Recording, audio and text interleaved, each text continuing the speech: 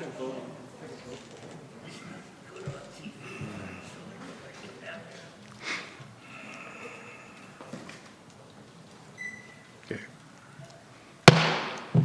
evening. Welcome to the Farmers Branch City Council meeting. The date is Tuesday, January the 17th. The time is 6:01. Would you please stand as Councilman Merrick does an invocation, followed by the Pledge of Allegiance by Councilman Jackson. Thanks. Thank you for the opportunity to join and assemble this evening to do the work of our city. Let us discuss, debate, and decide on the opportunities that lie before us. Thank you.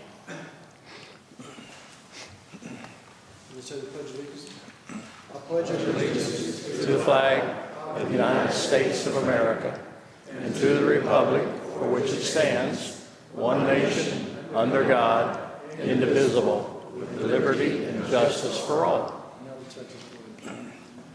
Honor to Texas flag. I pledge allegiance to thee, Texas, one state, under God, one land, indivisible. Thank you. You may be seated.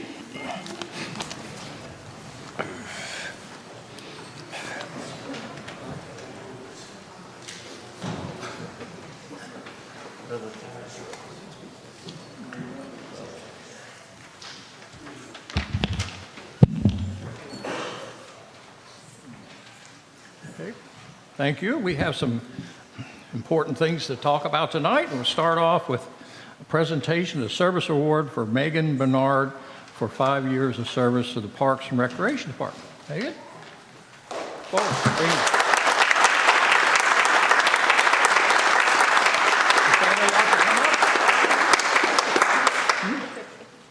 Sure. Okay. The Parks and Recreation Department recognizes Megan Bernard for her 5 years employment with the City of Farmers Branch. Megan began her career with the city in June of 2017 as a recreation supervisor at the Farmers Branch Community Recreation Center. In this role, she successfully led the Summer Funshine Program, Teen Camp Program, Halloween in the Park, Daddy-Daughter Dance, Pancakes and Pajamas. She was also instrumental in the early success of the Barney Wood Bark Park. In early 2020, Megan's transitioned to the Parks and Recreation Department Special Events team. While in this role, Megan accomplished a list of accomplishments that include overseeing the division's first internship program, achieving certified festivals and events associated status, and developed new events such as Denton Drive Live, Family Night in the Park, and Viva Farmers Branch. She also plans and produced the Farmers Branch 75th anniversary celebration. Funny. As a result of her accomplishments, leadership, and dedication to the profession, Megan was selected to participate in the inaugural Parks and Recreation Department Leadership Program and was recently promoted to a Special Events Assistant Manager. Well, congratulations. Thank you. Yeah. Here we are. We have a little pin for you. Sure. I don't spill it. Oh, there you are. Thank you. Thank you. Would you like to say anything? No, thank you. Okay.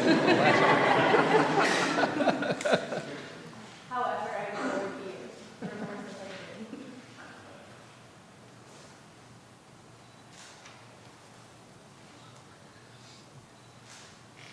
Thank you, Randy, for your service.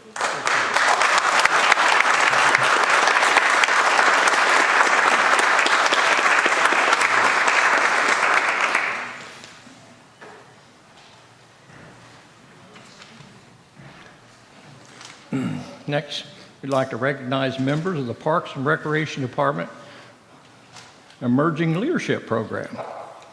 So, in 2022, the Parks and Recreation Department developed an emerging leadership program geared toward equipping staff and the skill necessary to transition to a greater role within the organization.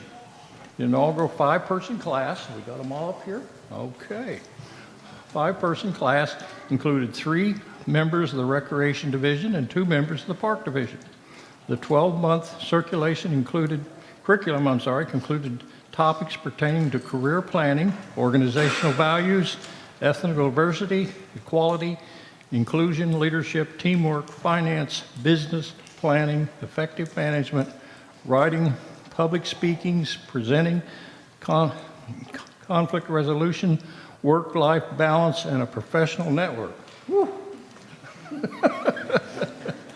Each participant was hand-selected by their supervisors due to their potential to grow beyond their current position.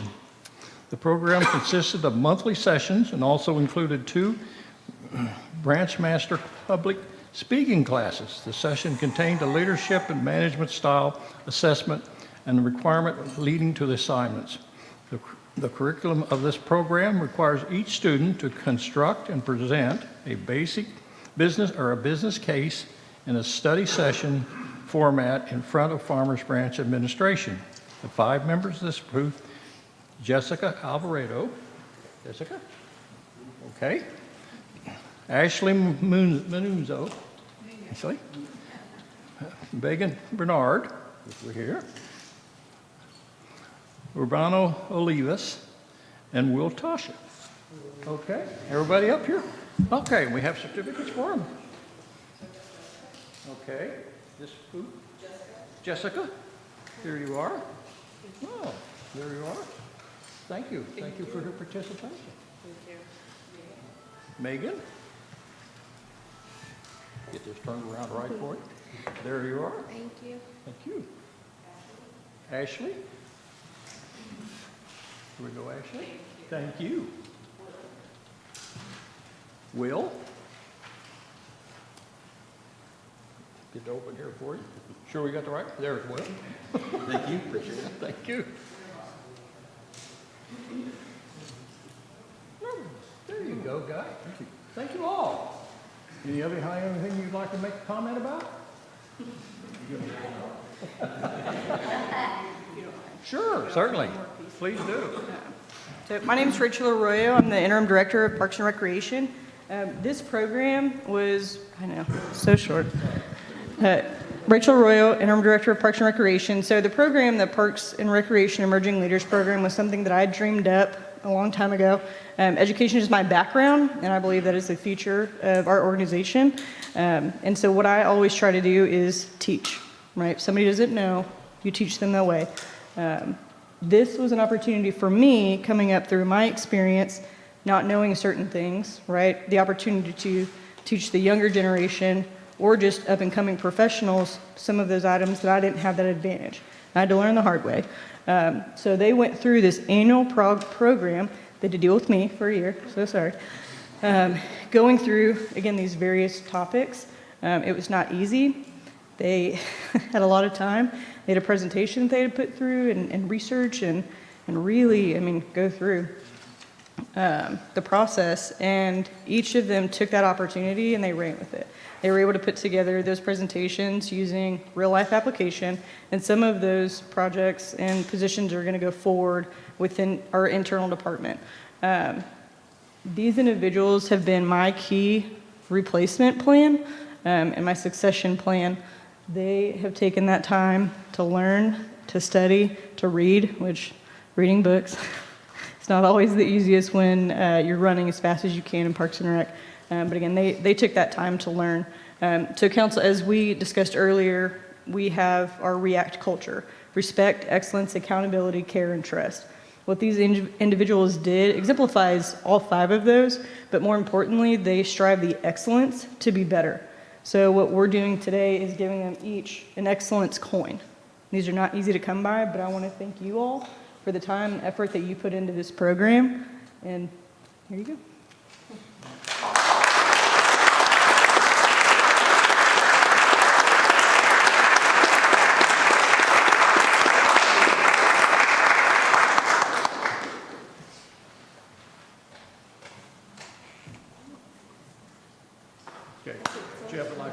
pictures off.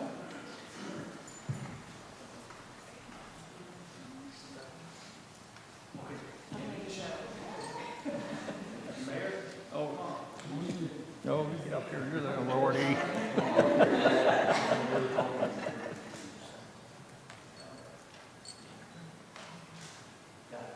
Okay, thank you all, appreciate all your work.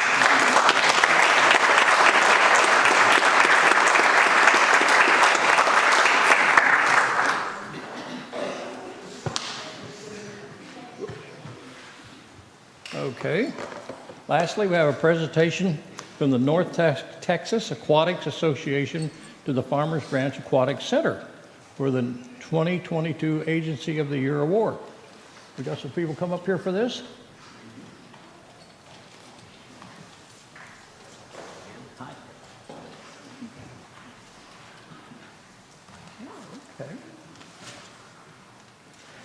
Okay. The North Texas Aquatic Association, NTAA, awarded the Farmers Branch Aquatic Center with the Agency of the Year Award. The award is given to an agency recognized by NTTA as having demonstrated the highest level of effective quality aquatics programming. Over the past year, Farmers Branch Aquatic Center achieved all-time highs in programming rentals, membership.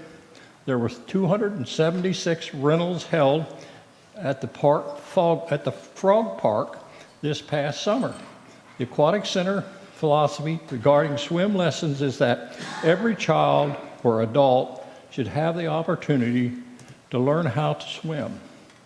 A record-setting 1,300 individuals were taught in the facility swimming lessons program, and 4,210 participated in the fitness classes.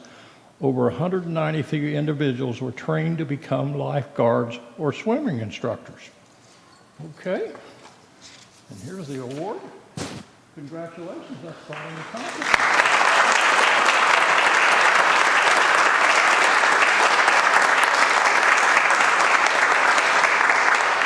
My name is Maria Minter. I'm the interim recreation superintendent, and I just wanted to speak to their award for just a moment.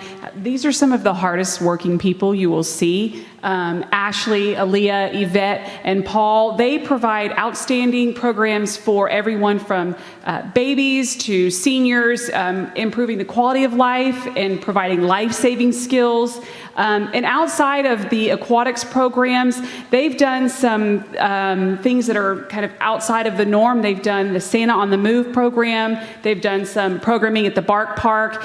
Yvette interned with our special events division. So they really take it up a notch and run an amazing facility. And so you won't meet a harder working group of people. And I applaud them. They've won numerous awards and they keep winning. And we're so proud of them and so thankful they're part of our team. So congratulations.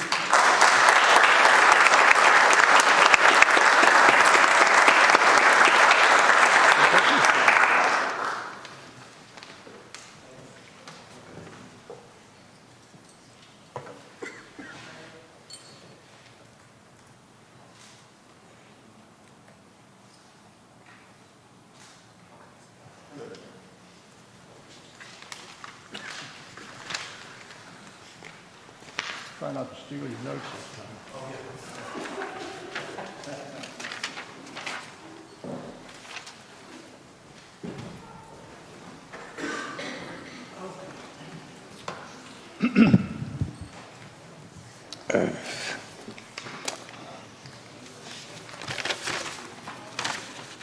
Are we ready? Yes. Okay. All right, items of community interest for the council meeting of January 17th of this year. If you own property in the city of Farmers Branch, you may soon receive a dividend check from City Hall. It's equivalent to a 2-cent reduction in your 2022 assessed property taxes. The one-time dividend will return an estimated $1.63 million in total to Farmers Branch property owners. Each dividend is based on the owner's certified property tax value. The checks will only be sent to those whose dividend is calculated to be more than $1. The checks should arrive by the end of January. Dads and daughters are invited to an enchanting evening out at the annual Daddy-Daughter Dance on Saturday night, February 4th. Activities will include music and dancing, refreshments, a keepsake photo, and a whole lot more. Advanced ticket purchase is required. Call the Rec Center at 972-247-4607 for more information. Okay, have you seen our YouTube channel lately? If not, you need to. City Code Enforcement Officer Joseph Scott has created a new monthly series called Code Corner, in which he answers the most commonly asked questions on code enforcement. This month, he explains the city's code policy on heating in rental property. And our recreation supervisor, Eliana Vasquez, has begun a new series, also on our YouTube channel, called Healthy Habits, with fitness tips and suggestions. And this month, timely, she offers encouragement to help honor your resolutions to stay fit. So just go to YouTube and search for FBTV 16 for all this information from our talented staff. Did you know we're getting more public electric vehicle charging stations in Farmers Branch? Well, we are.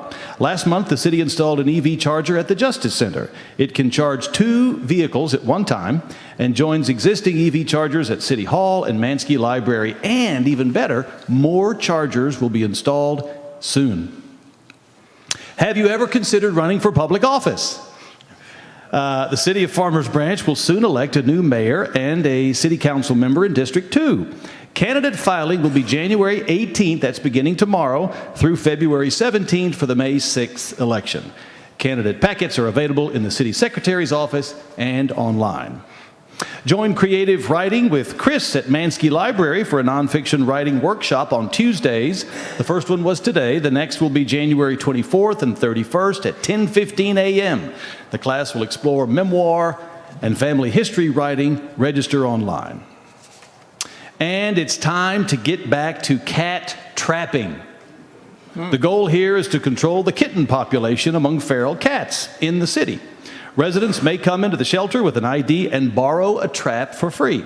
Trapped cats will be sterilized, vaccinated, and then released back into their neighborhoods. Please contact the shelter for more information. Also, a reminder on leash laws.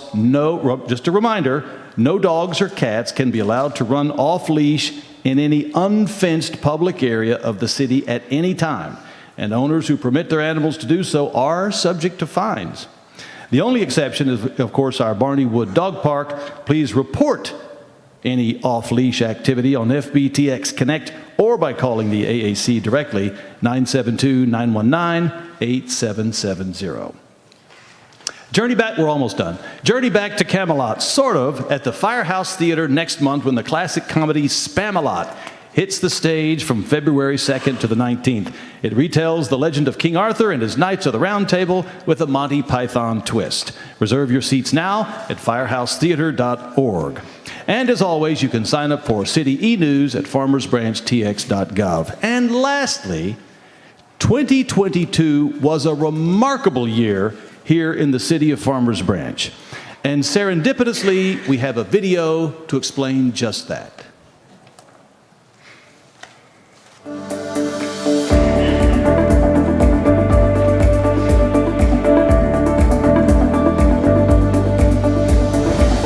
What an incredible year 2022 has been here in Farmers Branch. We've reached some amazing milestones, seen the introduction of impressive new features, and watched a remarkable new leadership team take the helm at City Hall, led by our new city manager, Ben Williamson.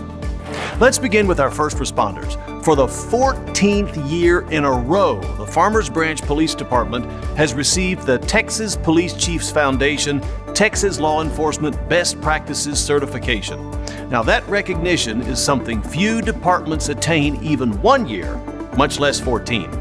Our fire department recently passed the EMS state inspection with flying colors and has hired enough talented personnel to be at full strength for the first time in several years. In addition, our fire prevention division helped save lives and property 6 times in the last 12 months. How about our parks? We opened a brand new sand volleyball court at Montgomery Park and converted an outdoor community hockey rink into the city's first outdoor turf field, now called Orrin Good Turf. Plus, the department received $2.16 million in grant money to offset project expenses this past year. We had more than 240,000 visitors at our facilities, and our department received 13 major awards this year alone. Public Works has been extremely busy this year. City crews have improved approximately 3 lane miles of streets, replaced more than 14,000 feet of water mains, and more than 21,000 feet of sanitary sewer mains. We also repaired 8 separate sites from the city's creek priority list along Farmers Branch Creek. The Sustainability and Public Health Department has had a great year too. We signed a contract with BQ Energy for the development of a solar farm to generate electricity and provide low electricity rates for city facilities. We completed a rooftop solar installation on the natatorium, the 4th city facility to have them.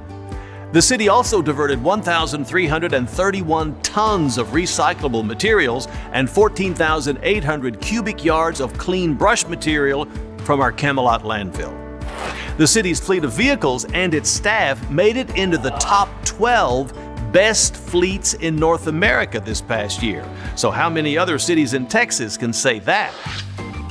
In 2022, Mansky Library received an incredible new 3-story indoor mural painted on 3 walls of books stacked floor to ceiling. Our library had over 175,000 items circulated, more than 100,000 visits, and more than 3,000 kids and adults in our summer reading programs. In neighborhood services, our code enforcement teams investigated more than 3,100 violations and achieved a 94% voluntary compliance rate. More than 1,200 of the complaints originated through our new FBTX Connect app. In animal services, we managed more than 500 adoptions, administered more than 300 microchips, and sterilized almost 700 animals. That's in addition to hosting 16 pet adoption or microchipping events during the year. Economic development had a banner year as well, landing a major deal with the Dallas Stars to pay for a massive new multi-sport facility, which the city will build near the Star Center along I-35. In October, we had the best tourism month ever, and we attracted a new marquee sporting event to Farmers Branch, the Next Generation Soccer Cup. Plus, our planning department kicked off the city's 20-year comprehensive plan, which has attracted tremendous citizen involvement. Here at City Hall, we continue to foster a culture of world-class service, and we've gone 10 years now providing top-tier benefits with no additional cost to taxpayers or employees.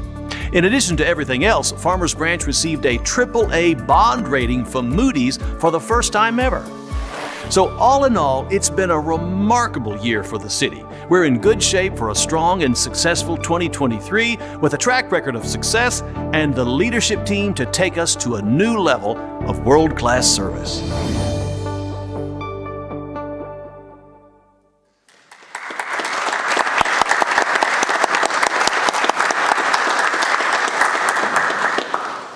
Thank you. Next on agenda is citizen comments.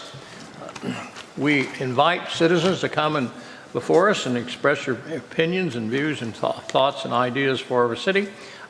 We ask that you do not make disparaging remarks of the council or staff in those areas. And also, we normally have a 3-minute time limit before you speak. And with that, the first one I have is John Browser.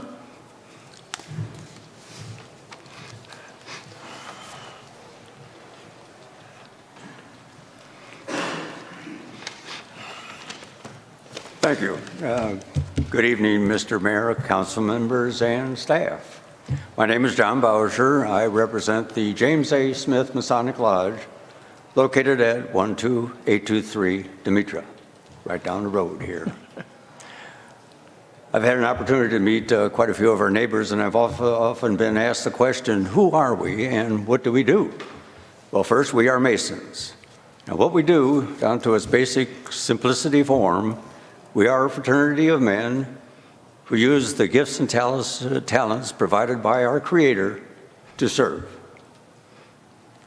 Throughout North America, Canada, Mexico, we Masons are the Shriner Hospitals. Here locally in the DFW area, we Masons are the Scottish Rite Hospitals in Dallas and Frisco. And every lodge in every community and city throughout the state has their own service that we do for these cities. Next year in 2024, we're going to be celebrating our 150th anniversary. Oh. And 125 of those years have been here in Farmers Branch. Oh. Like so many other organizations, COVID and economic situations has pretty much silenced us for the last couple of years. But I'm happy to say that we are back. Some of the old programs that we are Masons started the public school system, so we are partial to our children in schools. This February, we're going to be distributing dental hygiene kits to 4 of our elementary schools here in Farmers Branch. In March, we're going to distribute or deliver school supplies that, in conjunction with our neighbor up in Carrollton, Carrollton Masonic Lodge, supplies to the Giving House, who will supply those supplies to the Carrollton Farmers Branch Independent School District. In April, we're going to be honored and privileged to provide breakfast for our first responders in the fire, police, and EMT departments. And in the future, we're going to be working closer with the fire department with their Toys for Tots program. I just wanted to say thank you for our opportunity to speak tonight, and we're looking forward to many, many more years of service to our great city. Thank you. Okay, thank you for your service to our community.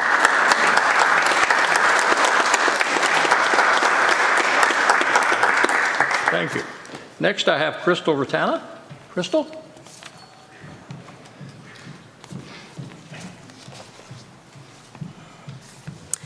Good evening. My name is Cristal Rattana Lule. I live at 2512 Bill Moses Parkway.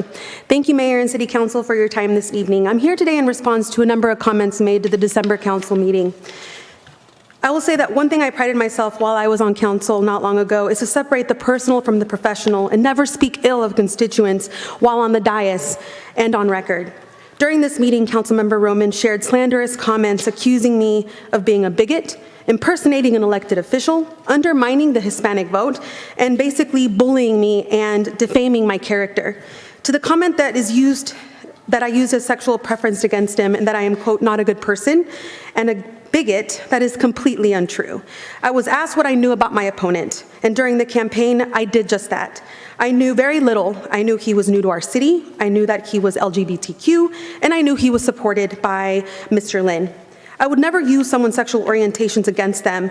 It was never my intent to do so with any comments that I ever made. On the contrary, I'm an ally. I can list a number of organizations and events I've participated in to prove just that. If I need to fill this chamber with individuals that can speak to my character and speak on my behalf, I will gladly do so. In response to wanting to address this particular issue with Councilmember Roman, to this day I have never received a request to discuss this incident mentioned, not in an email, not in a text, or the like. After the election, I even agreed to meet with Mr. Roman to help with the transition, something I did not have to do, but I wanted the best interests of the constituents in mind. And when we met for over an hour and I shared my projects, pending issues, and future initiatives, I was not able to implement, not once did this concern ever come up. Again, comments were made in December that were simply not truthful. In response to the impersonation of a council member, I would like to speak with the individuals who shared this with Councilmember Roman. They're merely not true, and my sister-in-law is there to attest to that. I walked from my house to the event with our children, got to the gate and realized I forgot the pass. I even called my former colleague to see if they could resend because I was not able or not wanting to walk as it was a very cold night. I was never blocking traffic, nothing of the sort. I encourage you to do your research before making statements that are merely not true. As one who has worked for senators and state representatives for over a decade, I know better than to do something like that. And stating that I undermined the Hispanic vote, I too could have filed ethics complaints during my campaign. West Side residents were telling me and sharing that they were told not to vote for me because I only cared about the Hispanic vote, and East Side residents were sharing with me not to vote for me because I only cared about the people at Mercer Crossing.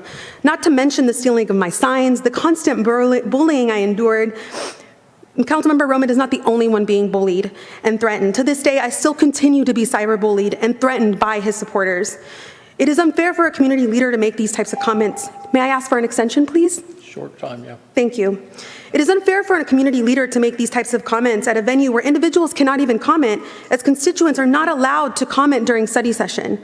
And for the record, I practice what I preach. And when I talked about the need for new, fresh, diverse, and young faces on boards, I in fact did vote for Councilmember Roman to be on the historical park, and I have proof of that too. In addition, there have been numerous instances where former council members have served on boards right after their tenure and even chaired committees such as charter review and even the redistricting committee.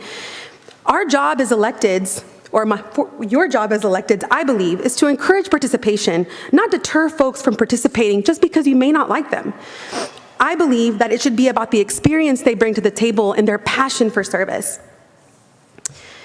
And I would just like to say that one who was raised in this community, I served on city council to give back to my community and to use my over 12 years of public policy experience and community outreach to assist in our efforts to make Farmers Branch better. And when my husband left the Marine Corps a few years ago, I asked that we make Farmers Branch our forever home, which has been my forever home, because this community is a great place to raise a family and the best place to live, work, and play. However, over the last year, happenings with our leadership has been very discouraging. And the fact that community leaders are wanting to leave our city because of our politics, and the fact that neighboring city council members and state senators and commissioners are asking me what is going on in Farmers Branch, it truly breaks my heart. I urge you as leaders... Please wrap up. Yes, sir. I urge you as leaders to separate the personal from the professional and to ensure nonpartisanship, to make it about the issues and not about the politics. And lastly, just in a few seconds, I want to pivot and use my last seconds to thank Councilmember Williams. It makes me so sad that you've had to endure bullying and the lack of a better word over the last 6 months, and that your daughter has had to endure it. I'm thankful that my son was not old enough to be able to comprehend the comments made in December.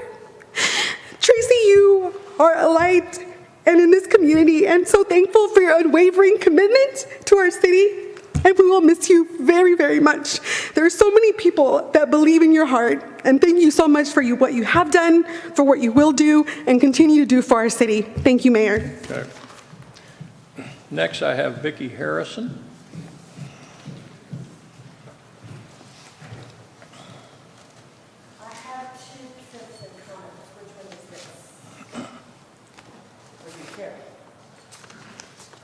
Vicki, I have you down twice, so just you trying to... Because I have two different topics. And in the past, that's been allowed. Well, I'm going to make you No make longer? 3 minutes each. 2 minutes each? 3 minutes each. Okay, oh, I understand that. I don't think it will be that long, but thank you so much for your forbearance. My name is Vicki Harrison. This last year has been exceptional in Farmers Branch for several reasons. Vicki, wait till he gets the mic Okay, so sorry. people at home can hear you too. I'll start again. All right. Okay. This year has been exceptional in Farmers Branch for many reasons. But the sad part is ugliness, vile language, scurrilous personal attacks and accusations, including by members of the city council and the former mayor. Stunning attacks on Farmers Branch by Farmers Branch citizens to manipulate decisions and elections, I believe, including on social media and news outlets. Disgraceful, humiliating, self-serving, and embarrassing. Hanging out dirty laundry is not productive for this city. And what is really sad is that we have a remarkable staff, a city of amazing accomplishments, but much of this is coming from our city council.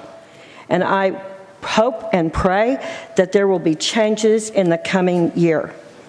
Council members voted on a redistricting map disregarding every metric in our charter, using accusations of racism, and deciding using commission members, some of whom did not like shapes of district maps, unable to read the map at the last meeting, poor attendance, a chair who failed to merely facilitate but also made recommendations.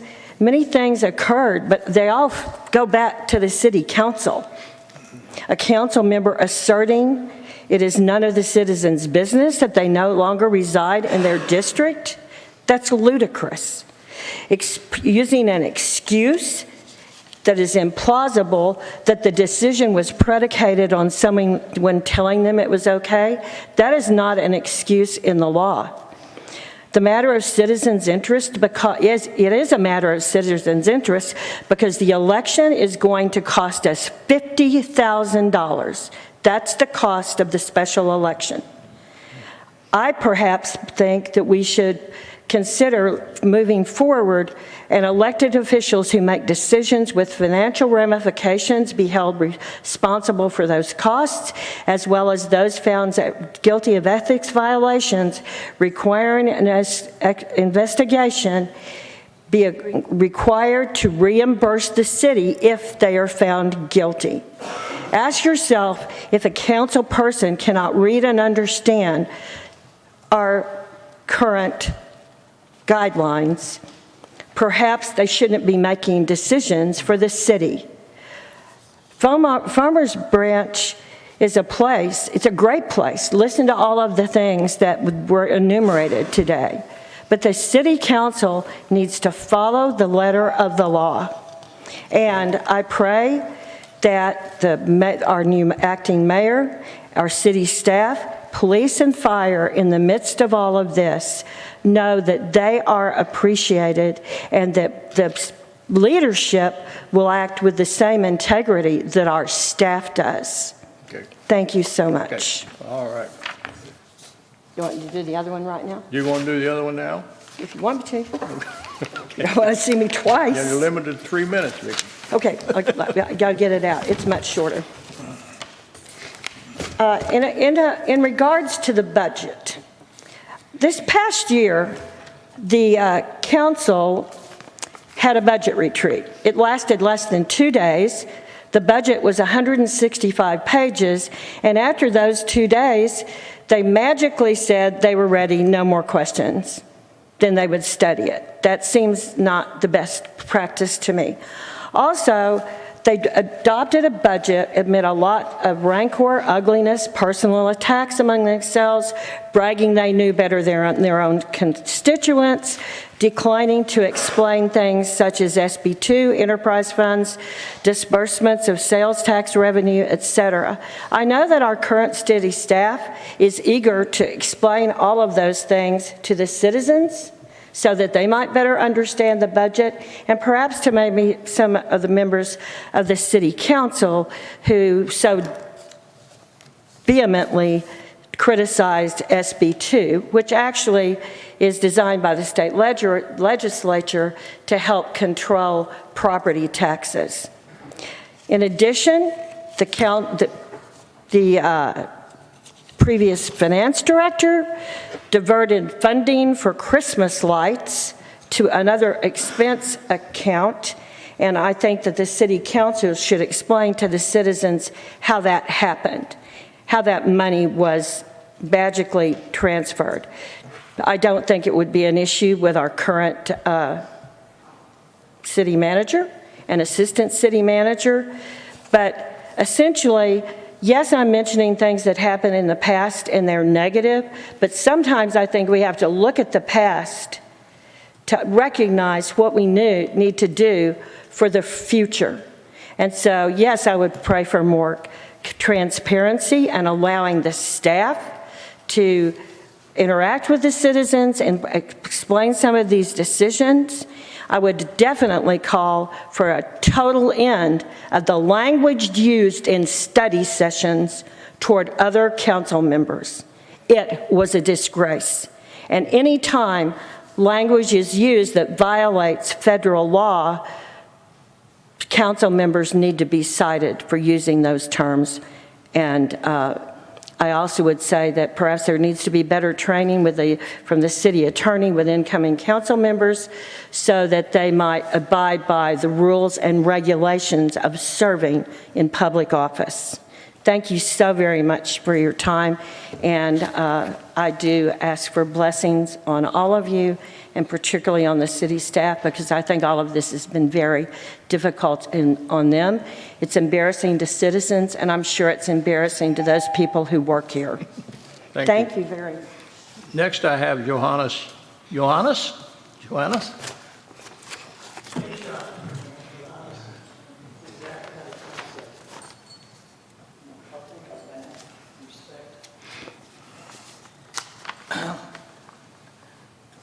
Actually, what I was going to talk about, I'm going to try to stay on script here, despite of what's just been, I'm going to stay on script.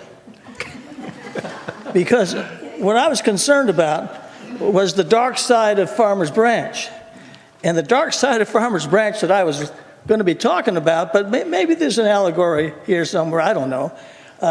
Yesterday, Tommy and I walked our alley. Have you ever walked your alley? And we walked the alley from B Street all the way to Fielddale. And in that walk, well, we could actually walk because the vegetation is now dormant. But in a couple of months, that vegetation will return, and that walk will be impossible because no one maintains those alleys. And no one seems to care to maintain those alleys. But on our walk yesterday, seeing the dark side of Farmers Branch, we came across dead animals, rat holes, fences that were falling apart, trash in the alley, and it's something that apparently can't be dealt with. And I don't understand. Well, because we don't see it according to code enforcement. And if we don't see it, we can't enforce it. It's the most ridiculous premise I've ever heard of. If I don't see it, I can't enforce it. It's crazy. In the meantime, I got to live with dead animals in the alley. In the springtime, when the vegetation grows, I can't walk it. There's rats in there, snakes, but there's nothing the city can do to help me. Now, I've been here talking about this before, have I not, Mr. Merritt? And I'm asking you again. Certainly, there must be some law somewhere to protect me from snakes and varmints and rats that grow in those alleys and the trash that people put in those alleys. It's the dark side of Farmers Branch, but apparently there are darker forces out there than I'm aware of. Thank you. Thank you.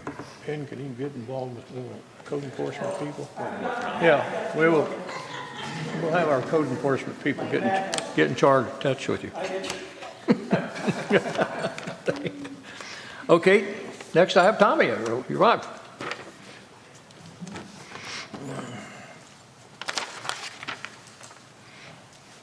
Hi, Tommy Hilkeman, Brandywine. Happy New Year. I'm usually your cheerleader, but today I'm here as your teacher. And I'm here to give a critique, fair and honest. I am privileged to serve on the ZBA. We got nominated and accepted the first year we moved into Farmers Branch.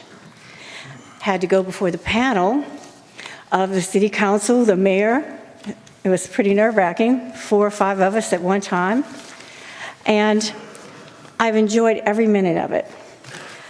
What I'm afraid is what's happened at 2 separate study sessions where we've had applicants show up, apply, and be sort of dehumanized, as I would say it. According to the Board and Commission Orientation on Anti-Harassment, all boards and commissions representatives as well as City Council shall treat fellow board and council members and employees and the public with respect and courtesy. There was a term that I was greatly disturbed by. I have been a manager for 15 years before being a teacher, and I could never state that a person was good that was an applicant for mine. Could never say that. I could say they were eligible and qualified. And that's what I would like to hear when we're talking about volunteers, people who are saying they want to give their time to the city. When you consider them, are they eligible for that board and are they qualified? That's all we ask for. They're going to give their time. So I'm hoping that we simply change the dialogue and what we say, because it's just easy. We're all, we're brought up, is that a good person? Is that your good friend or your bad friend you're playing with today? But as adults, we just have to change how we phrase our things. We appreciate how you serve. You serve at a very hard capacity, and I will always remain your cheerleader. Thank you. Thank you. Next, I'll have James Lockridge.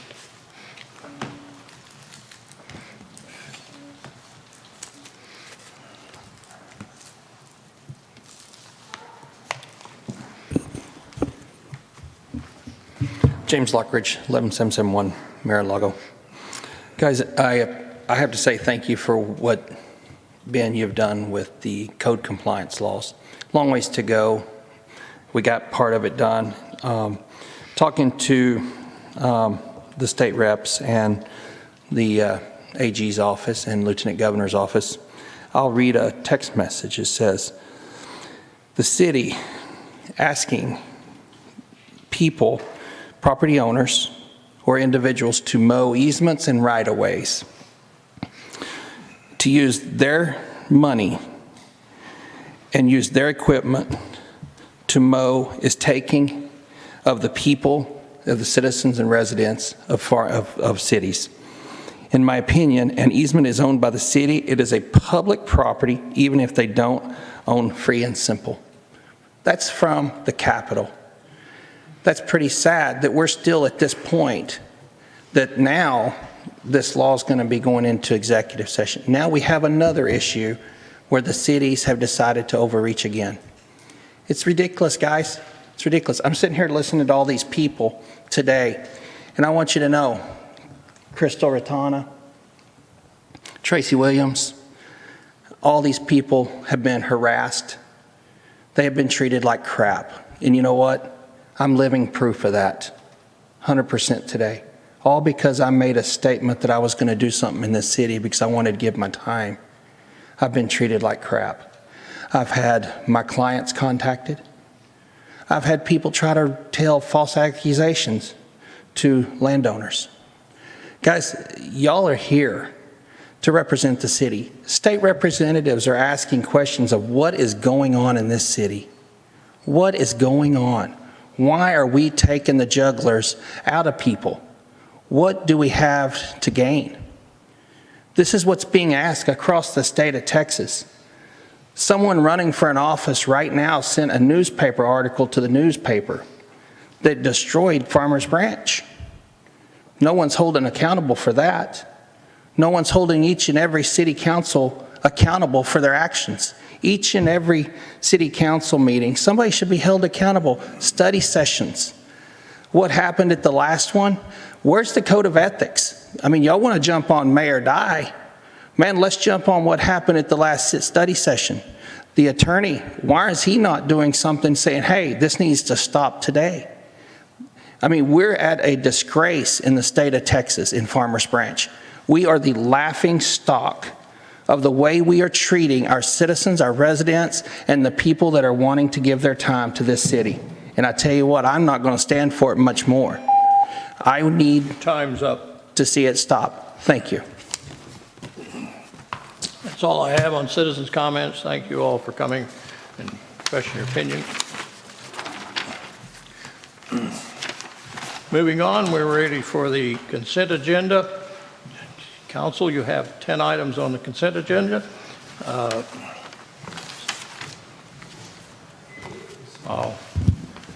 Mayor, I make a motion that we approve the consent agenda as presented. We have a motion made by Councilman Driscoll, second by Councilman Williams. Councilwoman, excuse me. All those in favor, please make your vote made.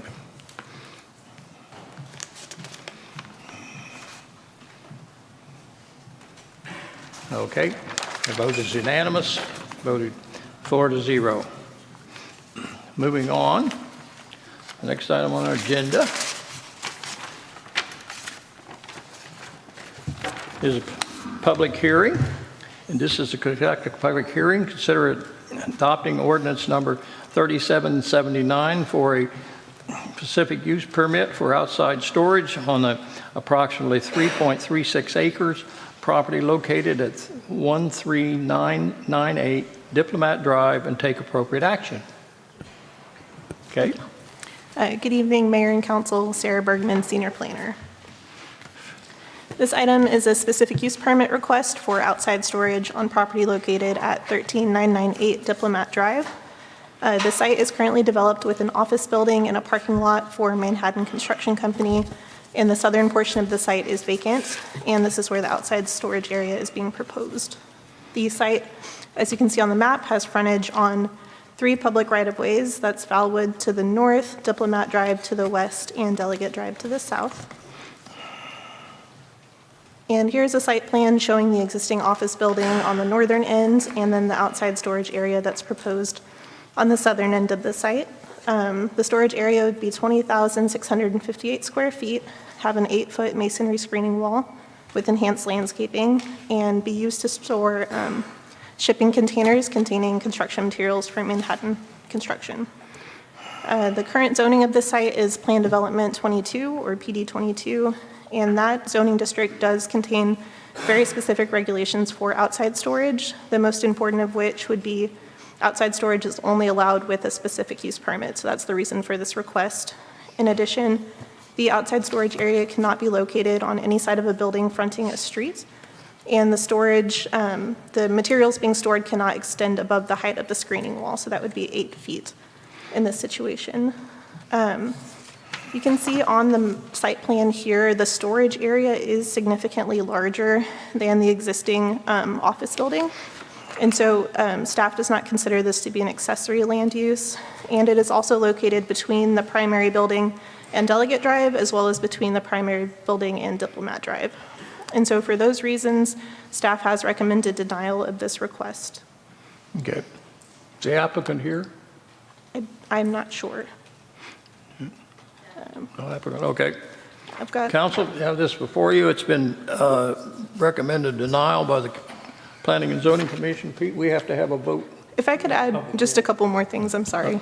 I want to go through the P&Z recommendation as well before the public hearing.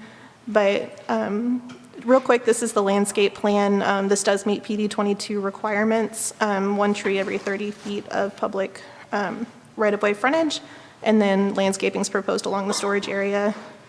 Quickly, here's a view of what the masonry wall would look like. It's a stucco finish and a steel security gate. And then here's the recommendation slide I wanted to get to, but the west side plan designates the site as an industrial district. The existing office building use is consistent, but with the size of the outside storage area being larger than the building, that kind of becomes the primary use on the site. And outside storage is not supported by the west side plan or the PD 22 district as a primary use. In terms of public response, staff did mail 9 zoning notification letters to surrounding property owners, and we received 5 letters of opposition, 3 of which were within the notification boundary, and you can see those in red on the map here. And then we received 1 letter of support, which is shown in green. At the P&Z hearing on December 12th, there were 2 speakers in opposition, and no one spoke in support of the request. And so at the hearing, the Planning and Zoning Commission did recommend denial of the SUP in alignment with the staff recommendation. And so because of the opposition received from surrounding property owners, in order to approve this request at City Council, a supermajority vote is required, which would be 4 members. And that's all I have for the staff presentation. That's all you have? Council, you've heard the discussion?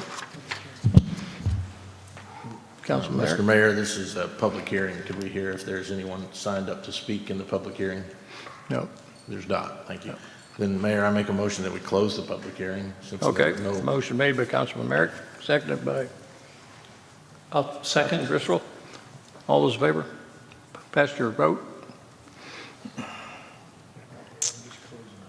We're just closing the public hearing, that's all. Yeah. Not sure. Did I Okay, council. throw you a curveball again? No, it's fine. You don't want to take action on the request? Oh, Yeah. I was going to actually ask if there's any other discussion, and if amongst our peers here.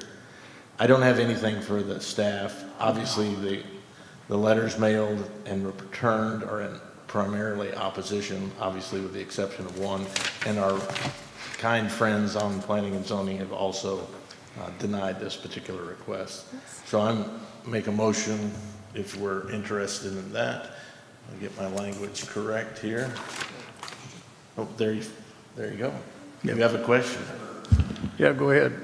Pete, this might be for you, but in the legislative text, it says that to approve this requires a favorable vote of at least 3/4 of all council members, and it says 4 out of 5. Right, it would take all four of you. So tonight's vote would have to be unanimous. To Take all approve four it. of you to approve it. Approve it. Okay, so the mayor can vote on this one. Well, It'll take four. it takes four of you to approve it. It'll take four of the council members to approve this request. Okay, The mayor would only vote in case of a tie. okay. So if your motion is to deny it, it's a simple majority. If the motion is to approve, it'll take all four of the council members. Got it. I just want to make sure that I understood. Three of you can deny it. Okay. Fair procedural. That a motion for Councilman? Yes, I'd be happy to continue. I make a motion to deny ordinance 3779, which Okay. aligns with the P and Z recommendation and as well as the staff recommendation for denial. Okay. Councilman Driscoll? Yes, I'd like to second that motion. Second motion to deny. Okay. You have a motion before you to deny this? I'll cast your vote.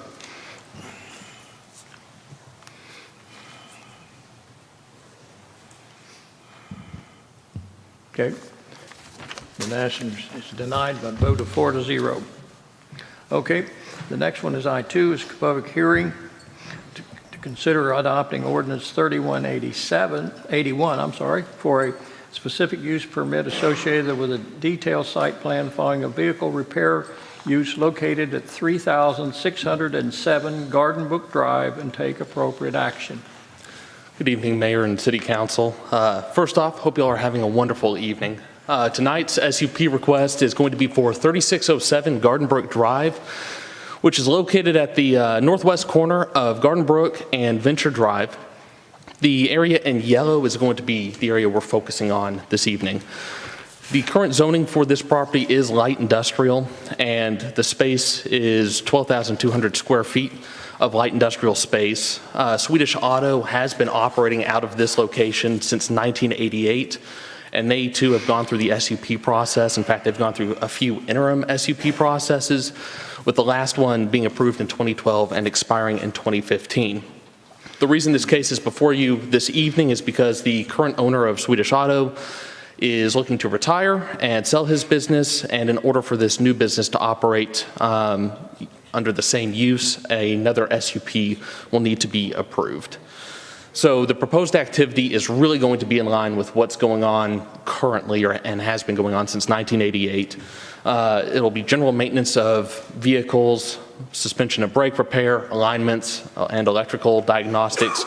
No body repairs or paint work will be done at this facility. And there will actually be less outside storage under this proposal than what is currently been going on at this site. The applicant is proposing, at least for now, 5 employees to be working at this location, but that could grow up to 10 employees. And the proposed hours will be Monday through Friday, 10 to 6, and then every other Saturday, 10 a.m. to 4 p.m. The overall site plan has 43 parking spaces. There will be one small thing for outside storage, and I'll speak more on that here in just a moment. In general, though, vehicles that will be brought to this business as it closes for the evening, any vehicle that's still outside will be brought indoors and kept inside for the overnight hours. The one exception would be in the blue shaded area that shows the parking lot. You see 2 black dots that indicate overnight drop-off. That will be just in the off chance a vehicle is dropped off by a tow truck or something like that in the middle of the night. That vehicle would then be processed once the business reopens in the morning, and if they have not had a chance to get to it, those vehicles too would be brought inside. So very limited outside storage. For the most part, everything is going to be kept interior to the building. That speaks to really the major proposed site change, which would be a great reduction in existing outside storage.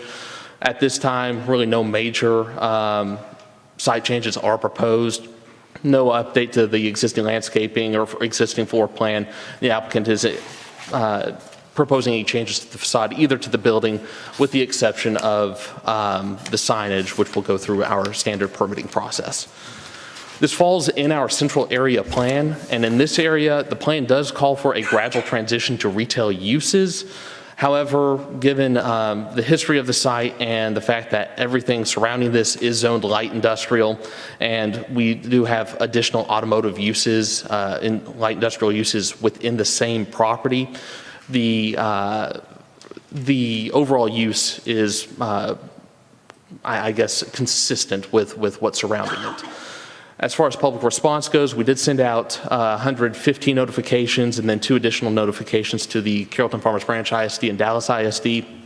At this time, we have not heard any response back from any of the surrounding neighbors, and the Planning and Zoning Commission considered this request and voted unanimously to recommend approval of this SUP as it's presented in ordinance number 3781. That's all I have for this presentation, but if y'all do have any questions, I'm more than happy to answer. The applicant isn't here. The applicant should be here. Yes, I'm here. Is there anything you would like to add, sir? No, just, currently we're in Farmers Branch. My name is Remington Sepp. I'm the CEO of Modern Mercedes Repair Specialists. Currently, we're located off McEwen Road, so we've been in Farmers Branch for over 5 years now. We've grown, and we're looking for a new spot and hoping this will work out. Okay. Okay. This is a public hearing. I haven't had anybody signed up to speak to this. If not, we go motion to close the public hearing. I have a question there. Oh, what's Yes, sir, for you as the owner? Yes. Yes, I know Swedish Auto very well. I've been a long-term customer of theirs, and that's a great location, I think, for your facility. So if this is approved, how soon would you be starting up or transitioning your business over there? As soon as we get a certificate of occupancy, so immediately. So right away? Yeah. Okay, all right. And how many employees do you currently have? Currently, we have 5, but we don't have a lot of space where we are right now. So Right. we need to bring on 2 pretty quick, 2 more. So you foresee that it's not unreasonable that you could move up to 8 or 10 employees? Yeah, absolutely not, yeah. Okay, yeah, all right, thank you. Yeah. Okay. Anyone? Okay, no one else to speak to it? This motion to close the public hearing? Mayor, I make a motion to close the public hearing and also move to approve ordinance number 3781 as presented. Okay, I have a motion by Councilman Driscoll to close the public meeting and hearing and approve the motion. Do I have a second? Motion made by Councilman Merritt. Merrick? I'm sorry, Merrick. And yes, I'd like to second the motion. Okay, Mayor. motion seconded by Councilman Driscoll. All of you, please mark your ballots. Okay, it is approved 4-0. Thank you. We're glad you're still doing business in Farmers Branch. Okay. Next item is a regular council agenda is consider approving resolution number 2023-010, authorizing city manager to approve the purchase of 5 Tahoe patrol vehicles in the amount of $209,075 from Reliable Chevrolet through the Texas Sheriff's Association purchasing contract and take appropriate action.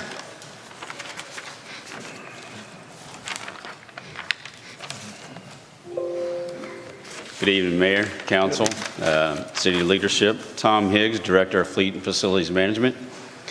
Seeking approval to purchase 5 replacement Tahoes for Police Department through the Reliable Chevrolet through the Texas Sheriff's Association purchasing contract in the amount of $209,075.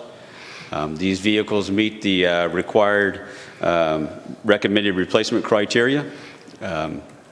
And this is just a snapshot of just a couple of vehicles looking at inside and outside. And replacing all 5 of these vehicles would support our critical business outcome to plan for, build, and replace and maintain high-quality public assets.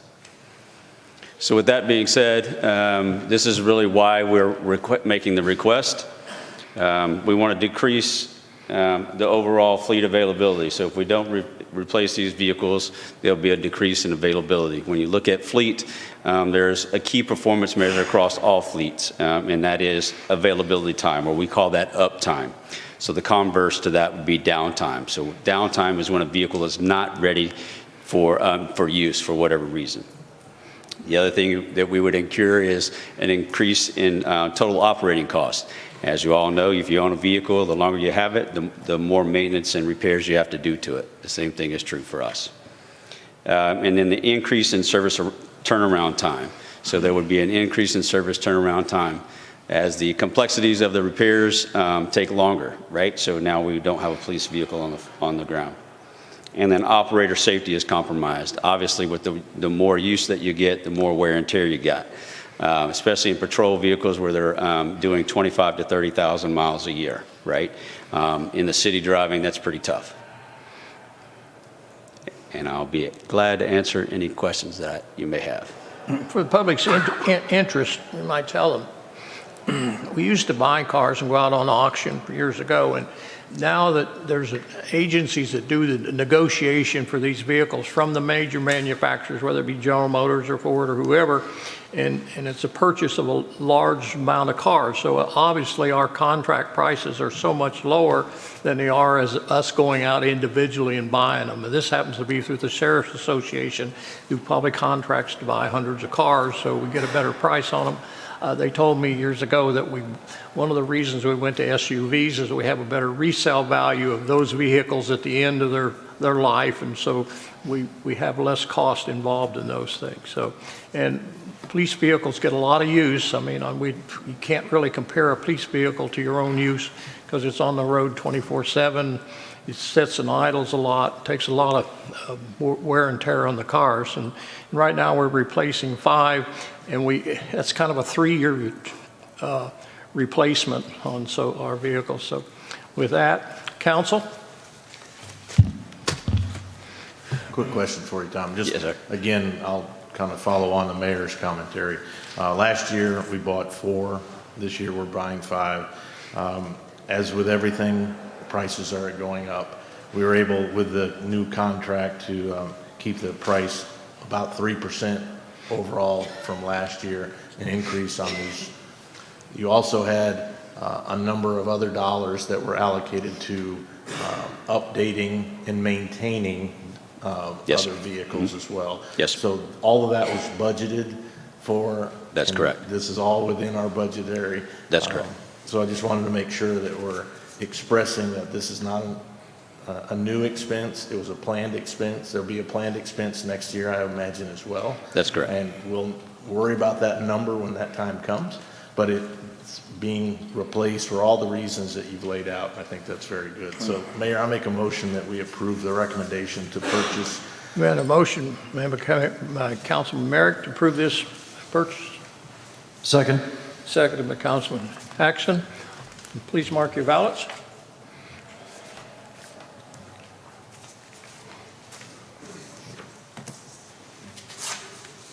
Okay, we have a vote of 4-0. Thank you, Tom. All right, thank Buy you. you some cars. All right, next I have item J2. Is to consider approving resolution 2023-011, authorizing program funding agreement for the amount of $230,000 for the MetroCrest Service Incorporated related to preventing homelessness and take appropriate action. Okay, go ahead and make the presentation. We have some people who want to speak to this too. Good evening, Council, Mayor, Joannis, Chief of Staff, and tonight we have resolution number 2023-011, authorizing program funding agreement with MetroCrest Services for preventing homelessness program. Back in May of 2022, City Council approved funding of $230,000 for MetroCrest Services. During budget cycle of 2022-23, the request was approved. Since the amount is bigger than $50,000, it's brought back to the Council for approval with following possible actions. Approve Resolution 2023-011 as presented. Approve Resolution number 2023-011 with modification, take no action, or table for further study. I also have here with me Mr. Tracy Eubanks with MetroCrest Services to answer any other question or concerns that you have. Okay. Thank you. Okay. I have 2 people that signed up to speak to this. Brenda Broderick.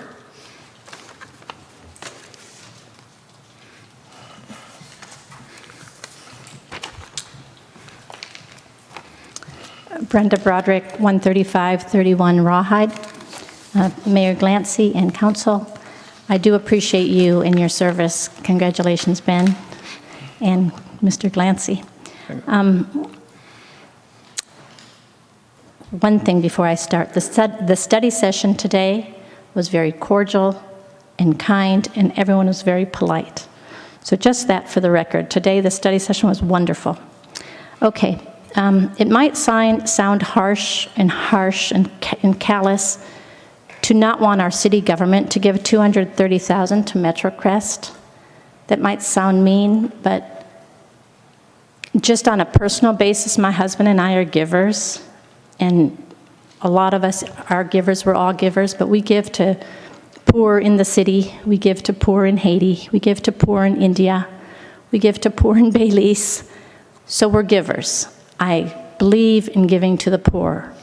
I believe that the responsibility to provide for the poor belongs to individuals and churches and businesses. I don't believe the job of giving to the poor belongs to the government. I know the government has taken on that role in a big way, and poor people depend upon the government, but that's the problem. They depend upon the government. And when people become dependent upon the government, then basically they're not dependent upon God, for sure, and they get trapped. They get trapped in a lifestyle of being dependent upon the government.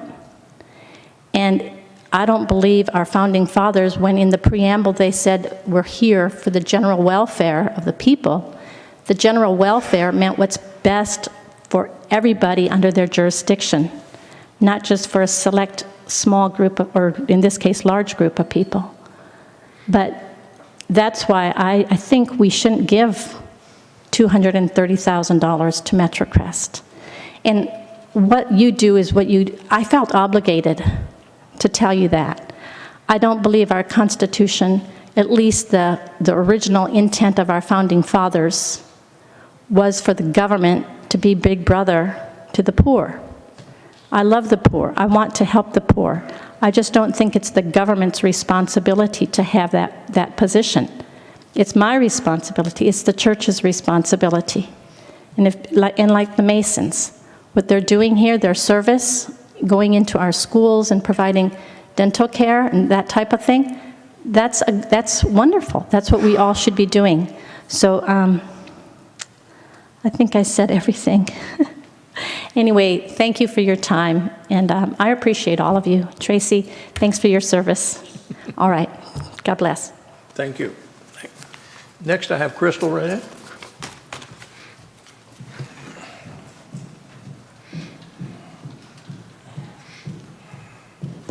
Hi, Crystal Rattana Lule, 2512 Bill Moses Parkway.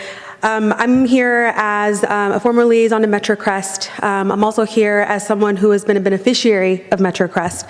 And I'm here on my own accord. The reason I'm wanting to speak on behalf of this is because one of the things that we pride ourselves in our city is to improve the quality of life of our constituencies. And our mission statement is to build a vibrant, dynamic community that consistently seeks to improve the quality of life for our residents.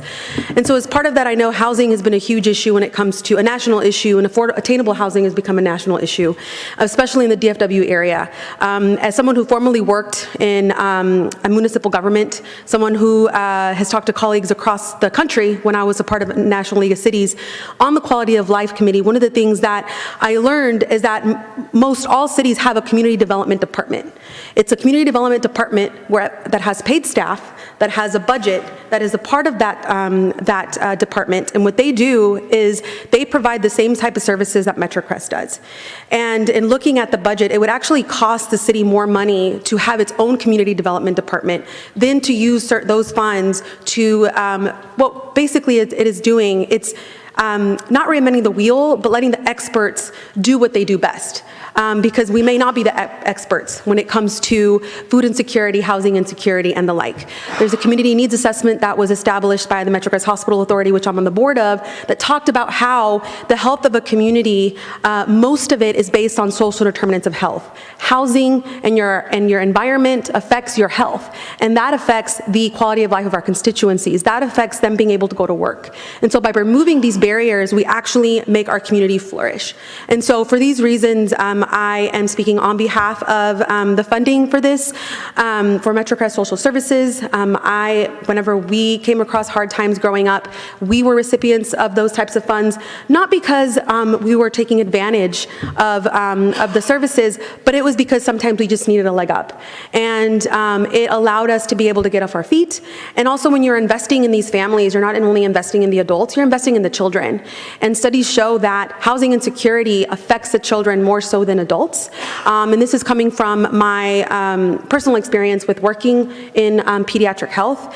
And so I really just encourage you all to really think about this. I know we discuss also the homeless issues around our city. And so this is to really prevent that within our own constituency. So thank you so much for your time. And I hope that you can support this item. Thank you. Thank you. Thank you. Tracy, would you come forward?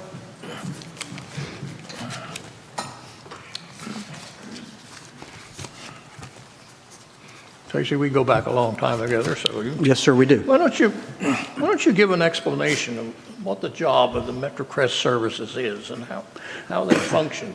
Okay, thank you. Thank you, Mayor. Thank you, Council. Thank you, Ben. Great to see you in that seat, Ben. And I have a little bit of a cough, so I apologize. So MetroCrest Services has been around for over 50 years. As you know, we're building a new building at Josie and Beltline because we believe we can do more for families in our community. Our model has always been about self-sufficiency and leading families to independence. About 44% of those that we serve are children, those under the age of 18, and about 10% are seniors. So our objective is always to help families with a crisis, has been for many, many years, and then help figure out what is the root cause.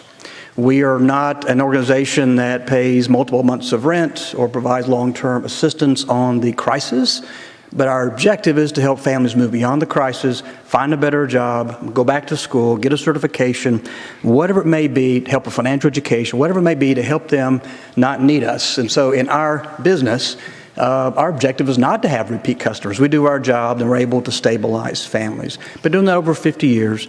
Certainly during the pandemic, you saw a little bit of a change in all human service nonprofits. There was, as was accurately mentioned, an influx of government funds over the last 3 or 4 years. The typical family that we serve is what's called, the acronym is ALICE. It is asset limited, income constrained, and employed. So people that have jobs, they just don't have jobs that often will cover their expenses. The emergency fund is very small. And going into the pandemic, that was who we served. And so we're able to help with a month's worth of rent, provide food, help with a job. And before you knew it, that person was back volunteering with us and even becoming a donor. During the pandemic, that changed dramatically. They were not asset limited. They had no assets. They had no jobs. And so for a long period of time there, for a couple years in 2021, even into 2022, there was a lot of need to keep people housed. People housed that did not have jobs or had low-income jobs at a time when housing prices were beginning to increase. And so we've been trying to do, we've been a little bit surprised that the need for our services, and we're not unique, anybody in human services that helps with rent, they're experiencing the same thing, that this is drug on into 2023. I would like for nothing more for this to be over. And I can tell you the families that we serve would like nothing more than for this to be over. We appreciate all the support you've provided us and other nonprofits over the years. You have provided funding. It hasn't been a guaranteed funding opportunity for us, but we do ask, and you've been very kind in terms of a contract for services. We provide the services that a city might have to address otherwise. And we appreciate that partnership. Rarely over the years have we ever asked for a one-time funding request. This is unique for us. And those who've been around a while probably could think about Katrina, think about another hurricane, think about even during the pandemic potentially, but this is not our MO. We do not come asking for funding mid-year or that is outside of our contract. We ask for $230,000 because we need to help about 200 families stay housed. A couple things I think important to remember is that we are helping families with 1 month worth of rent. So the multiple months that we all saw of rent, helping people for 3 months, 6 months, 9 months, 12 months, that is behind us. We don't have the money to do it. It doesn't make sense to do it. And so most of the families we help with about $1,000 to $1,200 is typically helping with 1 month. We also help families that are employed or seeking employment or working with our workforce division. We want to make sure that if we're helping with rent, that we are on a path to self-sufficiency. If we cannot help a family, we do refer families to Dallas County, who still has some federal funds available. They're being diminished. We're seeing all that go away, but there is some there, so we do refer to Dallas County if we have to.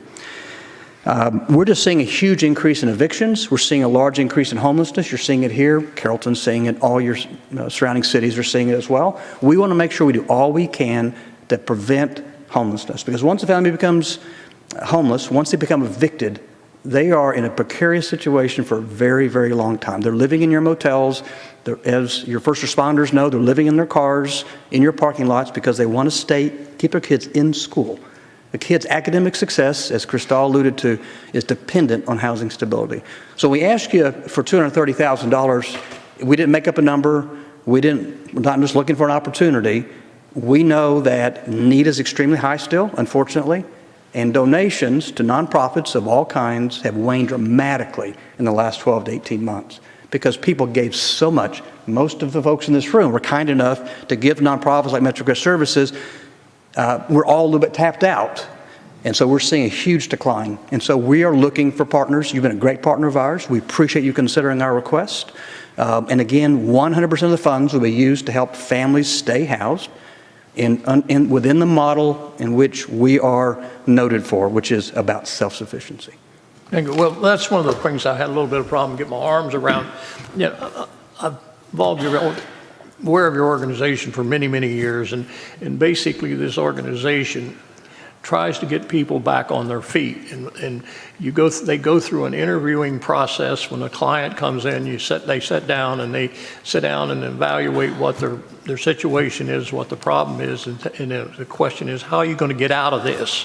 And I know the government program and was kind of a continuing basis process, and I don't think we can be in a continual rent paying process to do this thing. And one of the sad things of this organization, one of the first things they told me when I was up there, that they sit down and ask these people, you know, how much do you owe cash in advance? You know, a lot of the people coming and working in this country are laborers and in outside work and things like that. It rains all week. They end up being off work, worry about their family, they go get a loan. Well, cash in advance houses, and when I looked at them on the internet, they charge from 160 to 240% interest. Yes. And these things are owned by the banks. It's a separate, unaudited, unregulated agency to lend folks money. And it's a crime. I know we've tried over the years, we finally shut them down here. We couldn't run the ones off that were here, but we did set up under planning and zoning. We don't allow any more of these companies to come into the company, take advantage of people. So, you know, it's a sad situation they get into and how to work. And I assume you've read the contract that the city has for you. Yes, sir. And folks, this is pretty restrictive. This is done on a quarterly basis. They don't get the $230,000. They get like $52,000, and there's all types of restrictions that they have to report back to us and how they're doing this thing. So this isn't a blank check for $230,000. It has restrictions, and I would hope that you don't even have to use all the money, Tracy. That would be nice, wouldn't it, sir? Yes, sir. Yes. But I just want to make that point. Council, any comments? Tracy? Tracy, thank you so much for agreeing to come up and talk to us again. Yes, I know ma'am. that you presented this ask during our budget retreat, and again, I will repeat the same remarks that I did back then. That this is not a handout. It's not a charity, a charitable giving. It is an investment in our community. And that's one of the things that we do as a city council when we look at investing in amenities in our city. Those are all things that and you know, new trucks for police force. Those are all investments in our community, for the community as a whole. Yes. And I think the work that you do is just that. It is an investment in our community as a whole. So not only does it combat homelessness that we are all concerned with right now, but it helps our school systems and the community as a whole. So I think it is an investment in the whole and not the select. I love your model. I've always appreciated the fact that it's not a handout, it's a leg up. Yes. And if you've attended any of the events that you guys have, and you have the opportunity to listen to any former clients, then you get to hear the wonderful story, and the amount that they give back once they have made it through crisis is usually exponentially larger, and is a bigger payoff for the community as a whole than what that 1 month worth of rent was that we gave. So you have my support with this. You did back at the budget retreat. You will always have my support. I love what you guys do, and so yeah, thank you. Thank you very much. Anyone else having comments? Here, go, I John. have some questions and some comments. Thank you, Mayor. Thank you, Tracy, very much. Looking through the contract in provision 3.02B, it says it requires proof of a mortgage statement. Right. So if this is about rental, what's the necessity of a mortgage? It's proof of some form of lease. So the terminology might be slightly off, but we ask, if someone comes to us, we want to make sure, number one, you live in the community. So we're helping residents of Farmers Branch, and you show us proof of that mortgage statement or that lease, whatever that might be. In most cases, it's going to be a lease nowadays. Okay, so if someone owns a home in Farmers Branch and they're needing assistance, they're eligible to receive a mortgage payment or assistance with their mortgage payment under this program? Absolutely. We have a lot of folks own homes here in all districts that are struggling to pay their mortgage. We do restrict it to the same amount of money. So if you have, like some folks have, a $3,500 mortgage payment, we're probably not going to be able to help you with that. Okay, but if you have an older home and your mortgage payment's $1,200, then yeah, sure, it is your home. All right. And in that mortgage payment may be insurance or property taxes? We typically don't pay fees. So mortgage payment, we would cover the interest and taxes, I believe, but if you owe fees, late fees to an apartment complex, we typically do not. Okay. All right. Very good. Is there a provision? I didn't see a provision in the contract, but what I'm wondering is there part of your process where you're vetting for, I know in here it said, you want to know about jobs of everyone that lives in the home, right? Everyone who's able to provide or working and can contribute to a rent or a mortgage payment. Sure. Is part of the vetting process. Is there any part of the vetting process where you're vetting for, let's say, felons, registered sex offenders, those types? No. Okay.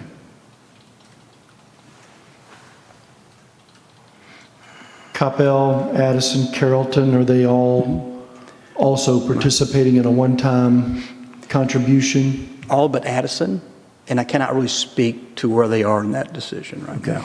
So Carrollton, everybody's gone about it a different way.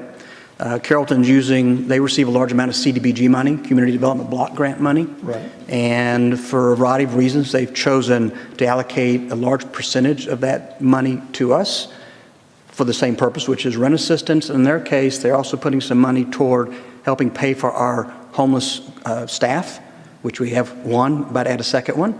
We're getting into the homeless space, which we'd rather not have to do, but we don't have any choice. And they're helping pay for lodging as well. The bulk of it's for rent assistance for families. Coppell is using ARPA money, I believe, if I have that right. Okay. Yep. Okay. And give me just 1 second to get through my notes here, please.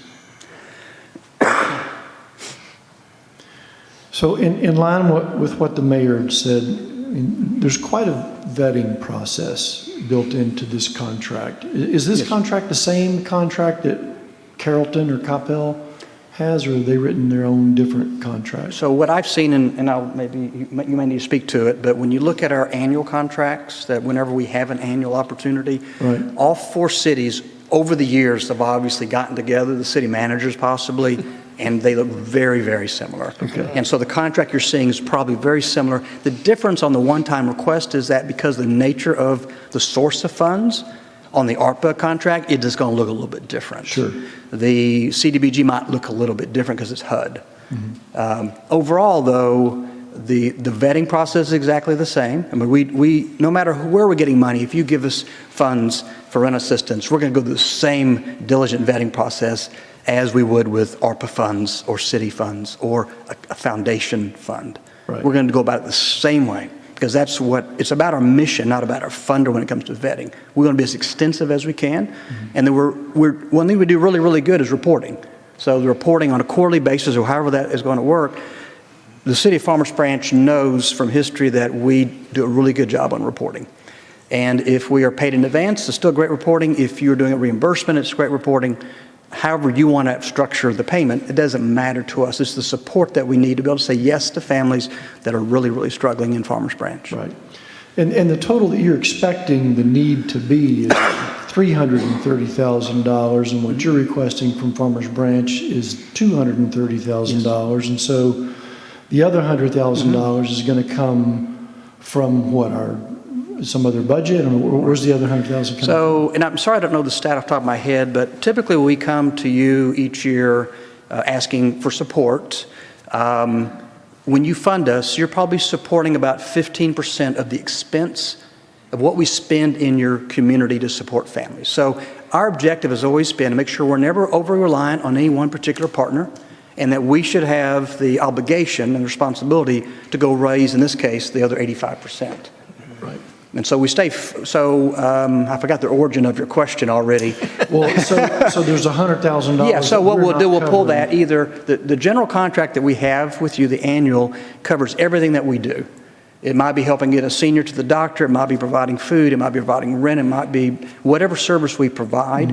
So we will either pull some of those funds out of the annual contract to cover the gap, or we'll use what we call general fund. So when the community provides us donations and say use it for however you need it, it's most likely going to be used to keep someone housed. Because it's hard when someone's not housed to help them find a job, to get them back to school, to keep their kids in school.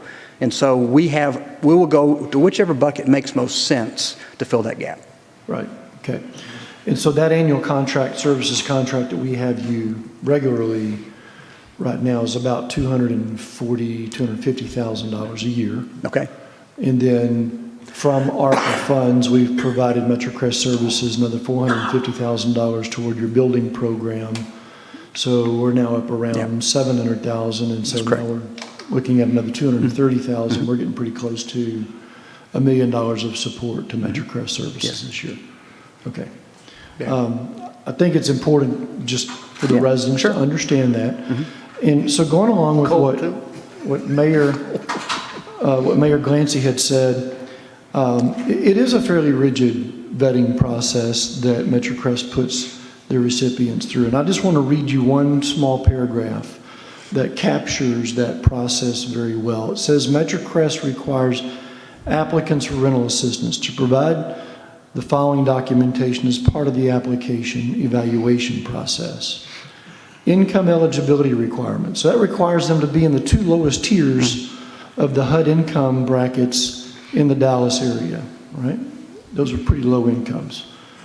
A valid Texas driver's license, Texas ID, proof of income, copy of a lease or mortgage statements, a copy of utility bills and other expenses, tenant lease or other documentation from landlords or rental agencies, paycheck stubs for the past 6 months for anyone in the household who is employed, proof of earned and unearned income, proof of crisis such as a car repair receipt, medical bills, and for other qualifying emergencies. So I respect and appreciate that rigidity in the contract. That should tell residents that the dollars will be used for what the dollars are intended to be used for. And understand that we're going to see you on a quarterly basis hereafter, letting us know sort of how these dollars are being used and sort of where things stand. So I appreciate that. The one reservation that I have, your request came in around the same time that another request came in from a very critical organization here in our community that serves the underserved or the lower income folks. And if we were going to take money and allocate it to organizations in our city that serve these needs in our city, then I would like to have seen that done in a more fair and equitable manner. But in this case, one organization is going to get 100% of their request. Right. The other organization is getting 0. Right. Are you speaking to me on that? I don't even, okay, good. So make sure. I'm just letting folks know. Oh, okay. That's where we stand from our budget I got it. Okay, I'm with you. process. So, I'd vote for them too. Understand. Okay, so This is I don't know who- being televised and recorded, so I Yeah, want I understand. citizens to understand the depth of the decision that's being made up here tonight. That's all. Thank Got you. it. Yeah, sure. Thank you for the questions. Any other questions, Matt? Councilman Merrick? No questions. I appreciate Tracy coming to the podium to represent. Okay. Well, I know you've got a tough job.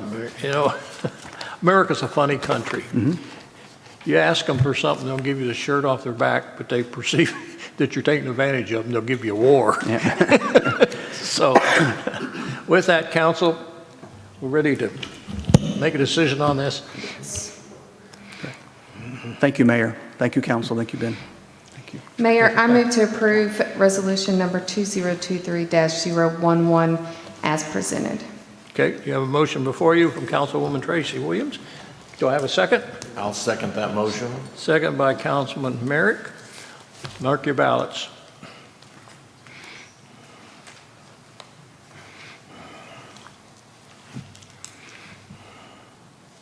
I've gone blank.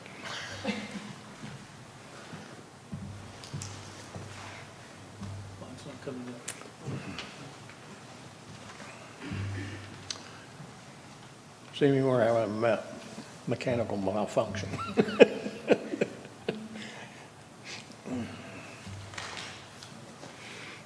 Seemingly froze. You want to call for a meeting? Sure. Well, let's do it by hand. Okay. All those in favor? Aye. Aye. Aye. Aye. All those in favor? All agree? Have four votes for it? Passes unanimously. Thank you. That's all the items we have on the regular agenda.